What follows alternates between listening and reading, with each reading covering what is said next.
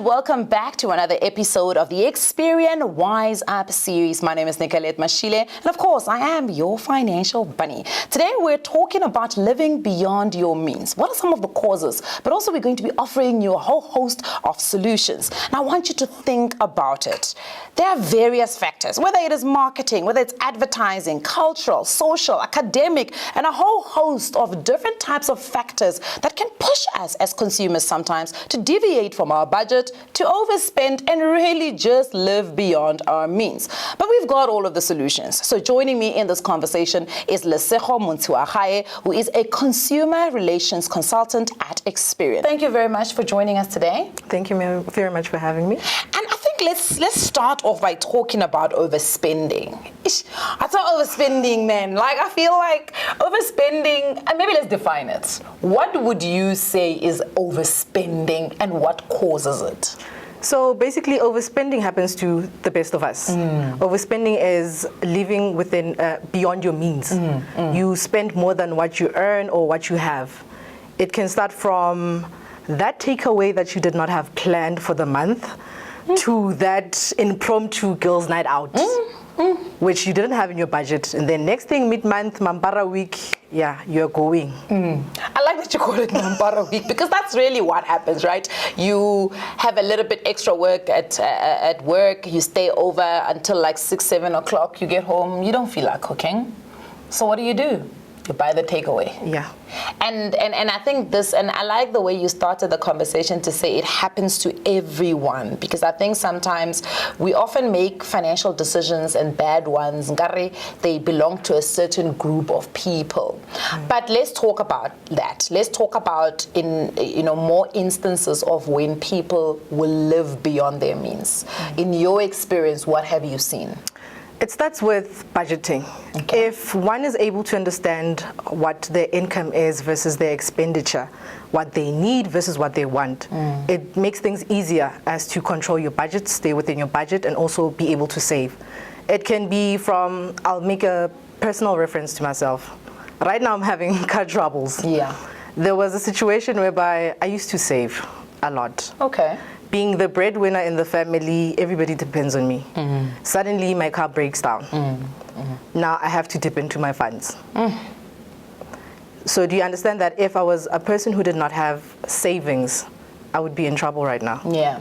I would be under stress of having to take care of the family as well as trying to fix my car as well. Yeah.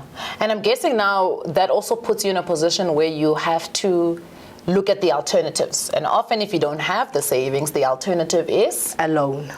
Which Credit. puts you more in debt. Yes. Because now you're going to end up having an added installment in your budget. Yes. Which now throws you off your budget, whereby you find that your income now is less than what you are supposed to be spending. You can't even save. That's the mistake that majority of the people make, thinking that a loan is actually the escape or the alternative that they can actually use. And it's always funny because that escape is always an escape that you are in desperate measure. So it's never a well thought out loan, right? You don't negotiate the credit, the interest rate. You're not negotiating the terms and conditions, because at this point, I need to fix my car. So whatever loan that is available, I will be able to take. I want to take you through somebody who is under pressure with their budget. Let's say, for instance, this is somebody that there's nowhere to cut. If they look at their budget, they're literally paying the bare minimum of everything, and it's literally hitting the top of the roof of the budget. What can a person like that do? That's a very important question to ask, Nicolette, because we find ourselves in, it doesn't matter which culture you're from or which race you're from. Financial literacy is a very important subject that I feel like they should be teaching it in schools, because it starts from that 2 rand that you give to your kid at school to say, this is your lunch money or your pocket money for snack or whatever. Some kids are taught that they need to save that money, hence they have money boxes or piggy banks. And then when you refer it into adulthood, it's not completely different, but almost the same, it's similar. Because now you find yourself in a situation whereby I earn about, let's say for an example, 14,000. Out of that 14,000, I have to pay for my bond. I have to buy food. The bond doesn't go alone. It's got insurance on it. There's also transport covers. There's also kids in the budget. So how do I actually escape or try and fit everything within the budget? It's by being financially literate. That's where programs like UP are important, because not only do they teach you about credit information, they also give you information on how to budget, how to stick to your budget, how to manage your credit information. There's also your score in it as well. I think as the financial bunny, you are making my ears so happy speaking about financial literacy, right? And it's quite an important aspect. But what I find, Lesego, is that even the people who are financially literate, when they know what to do, when you're put in a corner, you know, all of that kind of flies out the window and you're just trying to survive, right? And perhaps let's take it a couple of steps back and give people maybe a little bit of some tips and tricks. Is it possible to balance out enjoying your money and having financial wellness? Is it possible? Because people think sometimes it's a trade-off. Most definitely. It is very possible. Once you have a budget in place, I know that in most cases we struggle to stick to the budget. Yes. But if you try to stick to the budget, then you're able to determine where you spend your money first, on most important things first, before you can actually spend it on your extramural activities. So that way you're able to determine that if I've got 5,000 and the most important part of my budget is to spend 2.5, then that 2.5 will go to the important part first, before I can decide what to do with the rest. But when do you learn that lesson? When in life do you learn that? Or you must differentiate between the things I need and the things I want. The unfortunate part is that a majority of us learn after we found ourselves in a financial turmoil. Yeah. That's the sad part. Yeah. Would it not have been better if you had learned it from home? It would have been. Hence the saying, charity begins at home. Yeah. It would be better that way. So let me take you a couple of steps back. Middlelands, you're growing up, you're a young girl. What are you being taught about money? If anything, or if not, if a lot, what exactly? Personally, from home, I was taught that you would be given, let's say, 50 rand for the week. It's up to you as to how you blow that money. Okay. If you finish it before Friday, girl, that's on you. But then that actually taught me to be responsible with finances. Yeah. Because then I was able to determine that, okay, out of that 50 rand, it has to last me for a week.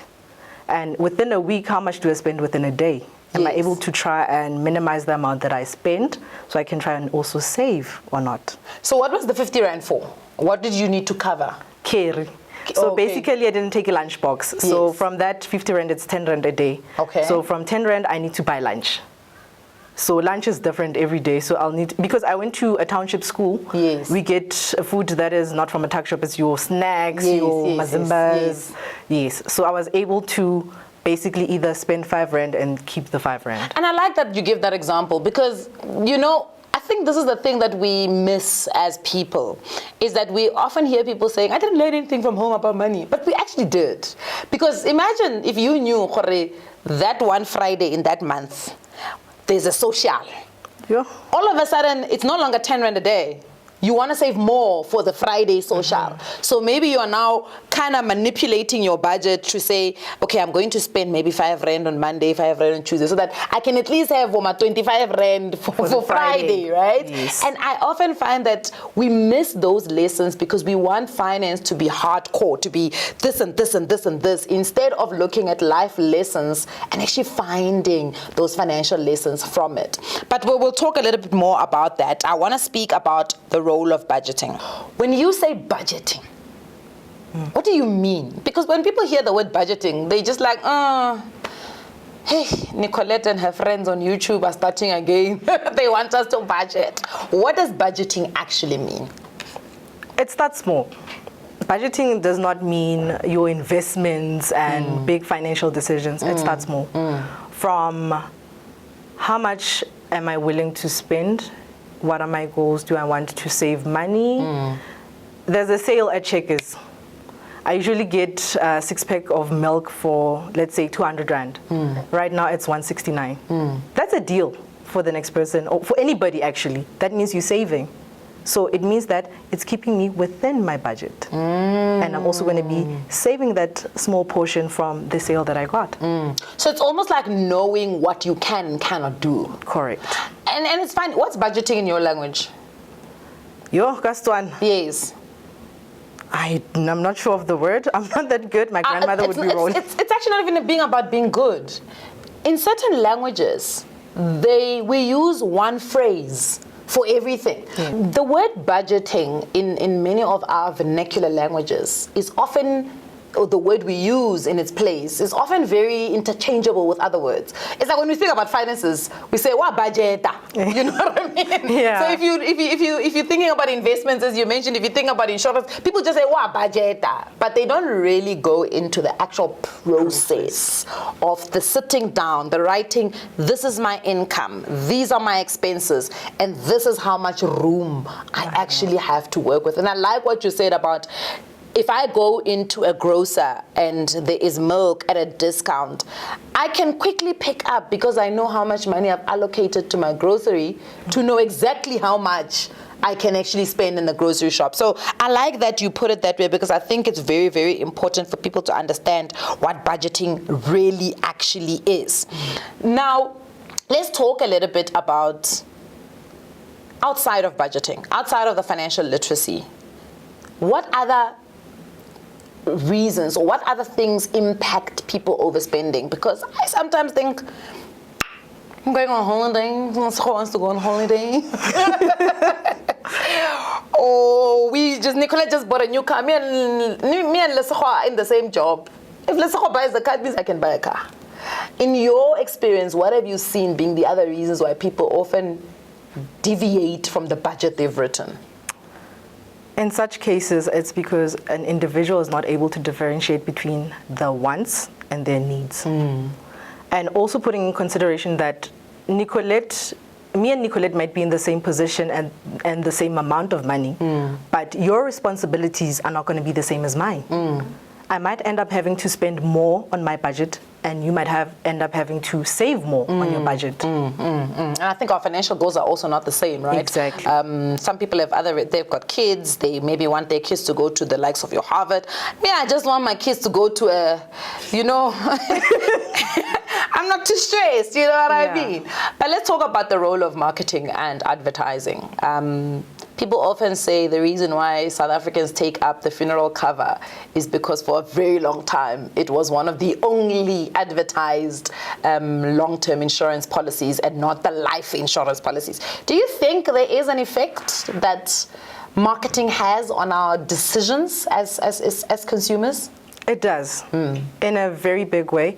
You find yourself in a taxi.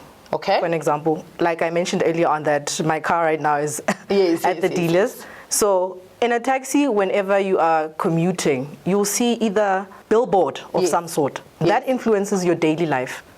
It subconscious, in your subconscious, it's getting drilled in without you actually being aware. You might be in a taxi from Bryanston to Soweto, for an example, and then you pass 3 different kinds of billboards with regards to a sneaker.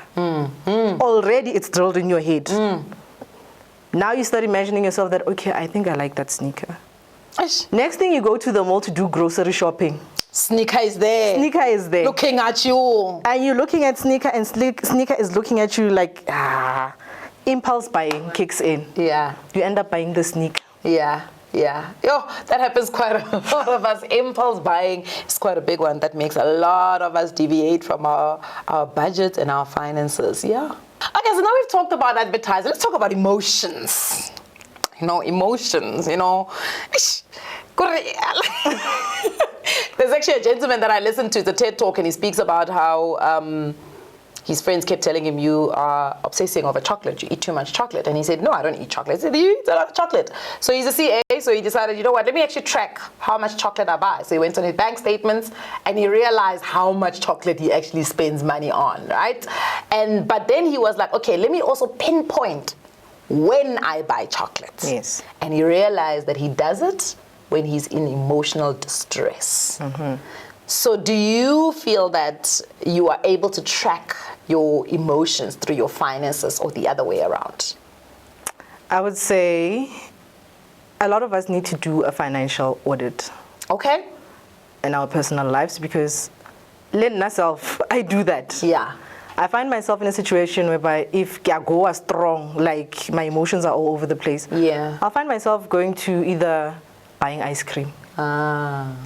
That Paul's ice cream is how much now? I'm not sure of the price, but Ma'am. it's expensive. The fact that you even know these brands, I don't even know them. I'm like, You have that ice cream and then realize that, okay, I was sad I had ice cream, but now it's out of your system. You're broke. so you've got but it's overspending remorse, spending Yes. remorse. Now you've got spending remorse. Now it's back to square one again. Yeah. But what other types of emotions would you associate with cueing you to spend? I often find that it's sometimes for me guilt.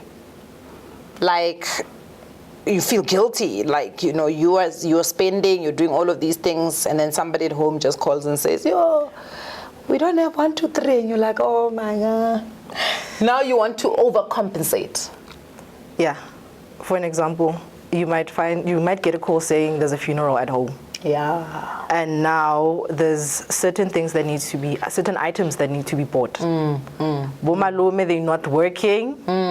You and your cousins are the ones who are working. Maybe let's say you, the one who's working, what they might consider a better job than the others. So you end up having to take out either from what you already don't have that you're trying to save to compensate for at home. And you've invited your friends from Gauteng, Your And then friends are happens a lot. coming. You've invited your Josie friends to come support you at the funeral, but you don't want them to see that veranda at home that's sitting like this. You have to start by buying paint first. Ish. They have to fix the house so that when the people come, they're impressed. Yeah. Yeah, guilt is a big one. Shame? Have you ever felt like you've ever been shamed into making bad financial decisions? I feel like there was a lady who once, it was a lady in my homeowners association meeting who once said we were supposed to pay a special levy, and this woman said, yeah, other families can't afford, we're gonna need to do payment arrangements. And I was like, excuse me, ma'am, payment arrangement for whom? For what? For what? Who do you think I am? Why am I undermine? And I think that sometimes happens to a lot of us, the way shame and scam can push us into making bad financial decisions. True. I think we've exhausted the reasons why people overspend and make bad decisions. Let's give people some solutions, right? Perhaps before we even go into solutions, let's start off with, you've got children. Yes, I have a 5-year-old daughter. A 5-year-old daughter. And what are you hoping to cement financially in terms of literacy, education, habits? What are you hoping to cement in her before she becomes an economically participating adult? Right now, what I have actually started instilling in her, as young as she is, I've given her chores around the house. Nice. Yes. So once a week, I need to tick off what she did. Okay. Yes. So it's actually 50 cents. I pay her. She needs me to negotiate for her. I pay her 50 cents. Yeah. And then she's got her own money box. Nice. Yes. So she's able to actually save without actually having to ask for money from us. That way she learns that you have to work for the money that you want. And you also have to know how you spend your money. Yes. You're actually prompting something that I think I should have asked earlier on, and maybe it slipped my mind, is the cultural aspect of teaching financial education and managing your finances. And it's that there are some parents who argue against that. They then say doing chores in the home is part of being a child in the home. What do you say about that? That you shouldn't pay your children to do chores at home because it's what they are supposed to do. I agree, but I also disagree. Okay. It's like having to say kids need to eat vegetables. In order for them to eat vegetables, you spice them. You come up with different incentivize. Come up with different ideas for them to enjoy that kind of meal that you're cooking. Yes. Same goes for finances. It's something that yes, they're supposed to do, but why not throw in the teachings of financial education, which will build them when they grow up. So essentially then, I think, if I'm hearing you correctly, the argument that you're making is that it's not necessarily that you're paying them. It's using the chore practice to actually instill financial habits. And it's quite important because what we see, and I have so many stories, please say. Another story, I do a bad thing. Every time I see an ATM, I want to withdraw money. And it's because I saw my father doing it. So growing up, literally, I saw my dad, every time he stopped at a forecourt or a garage, he would go to the ATM, withdraw money, and he always had cash in the car. So I do the same thing. So I think it's actually quite an important one to teach your children that you give them money, they put it into their little money box, and they actually keep it, and they can use it at a later stage. But also, it's a way for them to understand earning. Yes. Let's talk advice or tips that you could give a consumer so that they can avoid living beyond their means. So, first most important tip, try and have a budget. Okay. And also try to stick to it, because Yes. I know that sometimes it's impossible because life happens. You might find yourself deviating from your budget, but try as much as you can. That's where we have platforms like Up. Not only do they provide you with credit information, we also have a budgeting tool which you can use. Nice. It can help you on your day-to-day basics, and you can also view your score as well. Yeah. I like that budgeting idea because I think sometimes what we don't realize as people is that the budget is like, I think a budget is like a grocery shopping list, man. You know, when you walk in the grocery with a shopping list, you don't deviate from it because you know, I have 1,000 rand, I need to buy meat, I need to buy sauces, I need to buy soup, I need to buy vegetables, I need to buy cleaning agents. And listen, actually those biscuits I want do not fit in here. So either I'm going to be sacrificing the cleaning agents to buy biscuits, or I need to go find an additional amount of money to add on to this budget so that I can actually accommodate those biscuits. So I like the idea of budgeting. Do you think there is any value in having money conversations with your family, with your partner or significant other? Do you see any value in having those conversations so that everybody's kind of on the same page? I do see the importance in that. For an example, in the Black community, there's what we call Black tax. The family might not know of what my budget is, but every month they're expecting something from me. And I might find myself being in a depressive mode because I can't now tend to their needs because I also have mine on the side. So it's very important to have such conversations. You can't pour from an empty cup, guys. Exactly. Like I tell people that all the time. You really cannot pour from an empty financial cup. It just puts you into a distressing situation. You know, one of my favorite things to say when it comes to finance, and I heard from a lady called Paula, she says, you can get anything that you want, but you can't have everything that you want. So anything that you want, yes, but it can't be everything at the same time. And I think that's probably one of the most important rules when it comes to finances, is for people to understand that even with your budget, you have to allocate what you can get, what you need in the month, so that you can plan for whatever it is that you want. But you can't have it all at the same time. Exactly. Listen, before I let you go, any last thoughts, anything that you want to, any tips that you want to give our consumers who are watching right now? Pro tip, try. I know I've said a lot about budgeting, but try your level best to save as much as you can. Even if it's just that small 10%, that 100 rand, it makes a difference in the long run. Because you never know when you might actually need that savings for rainy days.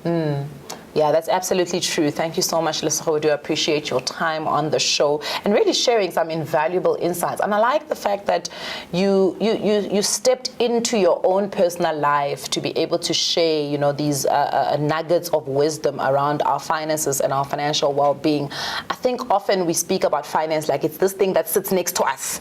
It doesn't sit next to you. It's part of you. It's integrated. Your finances are because of you and the decisions that you are making every single day. One of the things that is probably one of my favorite things to say is the decisions you make today And our parents in the black community love saying it. When you do that thing where you hang around at night at the gate or on the corner, they'll say, "Itla bonagala."